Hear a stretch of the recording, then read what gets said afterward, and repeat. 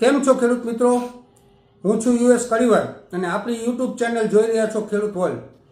ખેડૂત મિત્રો, આજે આપણે તમને કપાસની થ્રિપ્સ વિશેની સચોટ માહિતી આપવાની છે, તો આપણા વિડીયોને કટ ન કરતા અને એન્ડ સુધી જોજો.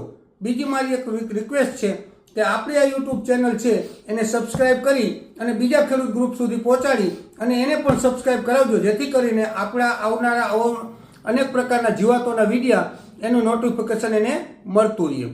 તો હવે ખેડૂત મિત્રો, કપાસમાં અત્યારે મેઇન ઉપદ્રવ છે થ્રિપ્સનો. થ્રિપ્સના કારણે કપાસના પાન છે એ નીચે આમ ગોળ વળી જતા હોય છે. થ્રિપ્સનો એટેક આવે એટલે તો તમને આધેથી કપાસ જોવો એટલે થ્રિપ્સનો એટેક હોય એમાં એ કપાસ તમને દેખાઈ જશે. કપાસ આમ નભરવો લાગે, કપાસની રોનક વહી જાય અને અસંખ્ય થ્રિપ્સોનું તમને કપાસની અંદર જોવા મળે. હવે થ્રિપ્સની લાઈફ સાયકલ એવી છે કે એક પુખ્ત અવસ્થાની થ્રિપ્સ છે એ સેંકડોની સંખ્યામાં ઈંડા મૂકતી હોય છે. એટલે તમને દવા છાંટો એટલે એમ થાય કે આ થ્રિપ્સ આપણે મારી નાખી, પરંતુ દવા છાંટીને વહી જાઓ, પાછી 4 દિવસ પછી જોવા જાઓ એટલે તમને એમ લાગે કે દવાએ કાંઈ પણ અસર કરી નથી. હવે આપણે થ્રિપ્સને આવવાની અવસ્થા જોઈ કે થ્રિપ્સ ક્યારે આવે છે, પછી એની સચોટ દવા કઈ છે એના વિશે જાણશું. તો ખેડૂત મિત્રો, જ્યારે સૂકું હવામાન હોય, વાદળછાયું વાતાવરણ હોય, વરસાદની ખેંચ હોય, તાપમાન વધતું હોય, ત્યારે હંમેશા થ્રિપ્સનો એટેક એ આપણા કપાસની અંદર જોવા મળે છે. હવે થ્રિપ્સનો આવવાનો સમયગાળો છે એ મેન છે એ ઓગસ્ટ મહિનો છે. સૌથી વધારે પ્રમાણમાં જો થ્રિપ્સ આવતી હોય તો ઓગસ્ટ મહિનો છે. હવે પહેલાં આપણે લીલા ચૂસિયા આવતા હતા, જેને આપણે થ્રિપ્સ નહીં પણ તરતરિયા કહેતા હતા. લીલા ચૂસિયાની ખાસિયત શું છે કે એમ તમે જુઓ તો પાન નીચે આમ ત્રાંસા ચાલે, સીધા ન ચાલે. એ પોતાની સૂંઢ ભરાવી અને પાનની અંદર રસ ચૂસે, એટલે પાન છે એ આમ રસ ચૂસે એટલે વાટકા આકારનું થઈ જાય. આ લીલા ચૂસિયા. થ્રિપ્સ છે એનું પાન અલગ પ્રકારનું છે કે થ્રિપ્સનો એટેક છે એ આ પાંદડાની કિનારી હોય, આના ખૂણાની અંદર અસંખ્ય થ્રિપ્સ હોય. થ્રિપ્સનું ભોજન કરવાની રીત કઈ છે?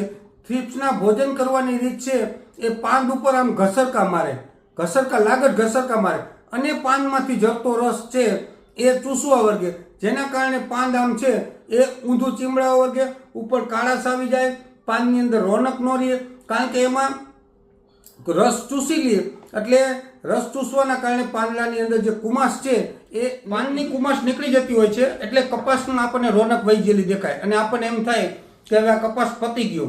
તો હવે આના ઈલાજ માટે કઈ દવા છે? જો ખેડૂત મિત્રો, તમે હંમેશા યાદ રાખજો, ઘણા બધા ખેડૂતોના મેં પ્રશ્નો જોયા છે, ઘણા બધાના ફોન આવતા હોય છે કે સાહેબ અમે પ્રોફેનો સાયપર છે ને જમીનમાં પાઈ દઈ જેથી થ્રિપ્સ વહી જાય.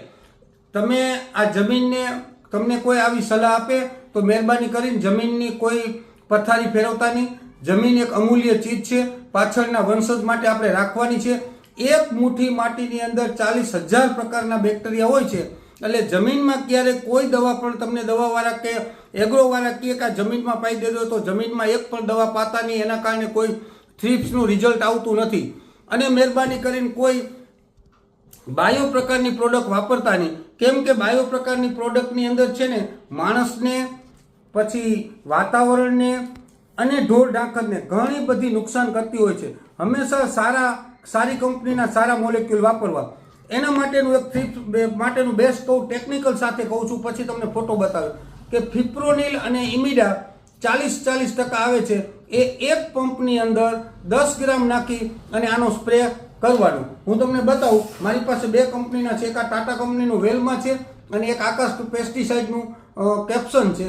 આ બંને એક જ દવા છે, જે તમને મળવામાં સરળતા રહે એ બંને સ્ટાન્ડર્ડ કંપનીનું લઈ અને વાપરવાનું. હવે આના ભેગું ફરજિયાત તમારે સ્પ્રેડર વાપરવાનું. સ્પ્રેડર એટલે સ્ટીકર વાપરવાનું. તે સ્ટીકર છે એક 5 ml એક પંપમાં નાખી અને છાંટી દેવાનું. હવે ઘણા બધા ખેડૂતોને સ્ટીકરના નામે છેતરતા હોય છે, કારણ કે સ્ટીકર છે માત્ર એમ કે આ દવા ચોંટાડવાનું કામ કરીને વરસાદ આવે, એવું નથી. ઓરિજિનલ સ્ટીકર આવે છે કંપનીના, ટાટાના આવે છે, લિટમસના આવે છે, આકાશ પેસ્ટિસાઇડના આવે છે, ઘણી બધી કંપનીના સ્ટીકર આવે છે. સ્ટીકર એ ટ્રાન્સલેમિનાર છે. તમારી દવાનું ટીપું અહીં પડે તો એને પ્રસરાવી અને અહીં સુધી લઈ લે છે. એટલે થ્રિપ્સના એટેક માટે સ્ટીકર ફરજિયાત વાપરવું. હવે આ એક છે, એક પંપમાં 10 નાખવાનું અને એની સાથે પાયરીપોક્સીફેન અને બાયફેન્થ્રીન આ એક પંપમાં 25 નાખવાનું. આ બંનેનું તમે કોઈ પણ કંપનીનું લઈ લેજો. પાયરીપોક્સીફેન 10 cc આવશે અને બાયફેન્થ્રીન છે એ 10 cc આવશે. ફિપ્રોનિલિમિડા અને પાયરીપોક્સીફેન અને બાયફેન્થ્રીન એ બંનેનું કોમ્બિનેશન કરવાનું. હવે આપણે આનો ડોઝ જોઈએ. આનો ડોઝ છે એક પંપમાં 25નું પ્રમાણ નાખવાનું, એટલે 100% રિઝલ્ટ આવશે. હવે ખેડૂત મિત્રો, મારે એક બીજી તમને ભલામણ કરવી છે કે ઘણા બધા ખેડૂતો ઊંચા મોલેક્યુલ વાપરે અને થ્રિપ્સના રિઝલ્ટ નથી આવતા.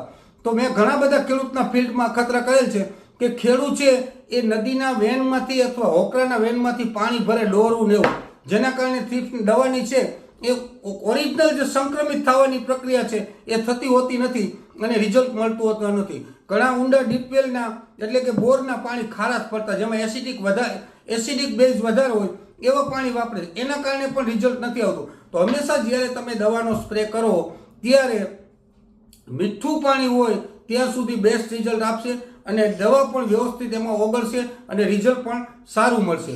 આ ઉપરાંત તમને એક બીજી વાત કરું કે જો તમે આ દવા ન છાંટવી હોય તો એના માટે બુપ્રોફેજિન અને એસિફેટ અને એની સાથે 70% વાળું ઇમિડાક્લોપિડ છે એનો પણ તમે ડોઝ મારી શકો છો. બુપ્રોફેજિન એસિફેટ છે એ એક પંપની અંદર તમારે 30 ગ્રામ નાખવાનું છે અને ઇમિડા 70% આવે છે એ એક પંપમાં 5 ગ્રામ નાખવાનું. આનો પણ તમે સ્પ્રે કરી શકો. પરંતુ થ્રિપ્સનો એટેક જ્યારે આવે ત્યારે કોઈ એવા દુનિયામાં મોલેક્યુલ નથી કે તમે છાંટો અને 25 દિવસ લગી થ્રિપ્સ ન આવે. થ્રિપ્સનો એટેક છે, મેં તમને અગાઉ વાત કરી એમ, થ્રિપ્સનું છે લાઈફ સાયકલ એ સતત ચાલતી હોતી હોય છે.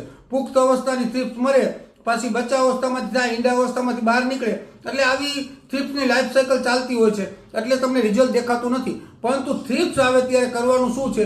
થ્રિપ્સ આવે ત્યારે કોઈ પણ તમારે મેં તમને બતાવ્યા મોલેક્યુલ છે એ 3 દિવસનો ગેપ રાખી અને તરત સ્પ્રે મારી દેવો, એટલે તમને 100% રિઝલ્ટ મળશે. ખેડૂત મિત્રો, આજે આપણે આટલી જ વાત કરવાની હતી કે થ્રિપ્સના શું નુકસાન થાય, એના માટે કયા મોલેક્યુલ બેસ્ટ રહેશે. તો આપણે યુટ્યુબ ચેનલને લાઈક કરી, સબસ્ક્રાઇબ કરી અને બીજા ખેડૂત સુધી પહોંચાડજો. ધન્યવાદ.